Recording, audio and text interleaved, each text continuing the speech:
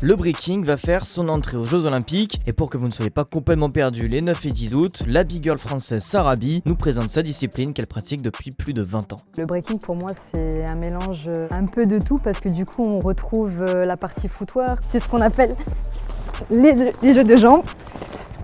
On retrouve la partie top rock, on retrouve la partie tricks qui est très physique. C'est tous les freeze, c'est ce qu'on appelle une pose gelée en fait, donc c'est pour ça que ça s'appelle un freeze. Et le but c'est de faire comme une photo en fait.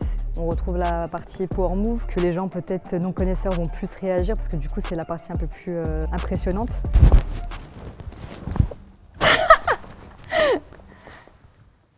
Voilà.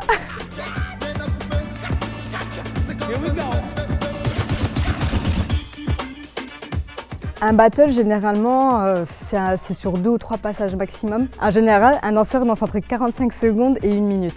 Pour les compétitions olympiques, il y a un côté rouge et un côté bleu. Côté rouge, c'est celui qui danse toujours, enfin, c'est celui qui danse en premier. Ça, c'est aléatoire. Malheureusement, il y en a beaucoup qui passent tout le temps côté rouge. Donc ça, c'est un peu embêtant, mais bon, c'est la règle. Quand tu passes en premier, il faut être sûr que tu donnes assez à manger pour un jury pour qu'il puisse te donner le point en fait.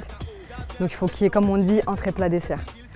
Si tu loupes quelque chose, l'autre en fait, s'il a l'expérience, il peut faire en sorte de doser son passage pour prendre l'avantage. J'ai l'expérience, donc du coup, la moindre erreur, je vais la pointer du doigt en fait, pour que le jury puisse comprendre en fait que là il y a eu quelque chose.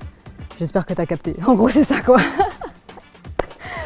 Le jury est composé de 5 personnes qui vont juger la performance des b-boys et des b-girls selon 6 critères, la créativité, la personnalité, la technique, la variété, la performance et la musicalité. Les musiques, on les choisit pas. Chaque DJ joue sa musique qu'il a choisie lui-même. Donc nous, en tant que danseurs, on doit interpréter une musique sur le moment T. On sait sur quoi on va danser, c'est-à-dire qu'on sait que ça va être de la musique hip-hop, ça va être du breakbeat.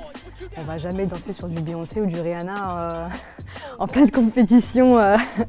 Voilà, breaking, ça n'a pas de sens. Malgré son expérience, Sarah B n'a pas réussi à se qualifier pour les Jeux cet été. Chez les garçons, Danny Dan et Laguette représenteront la France. Chez les filles, ce seront Sissi et Carlotta.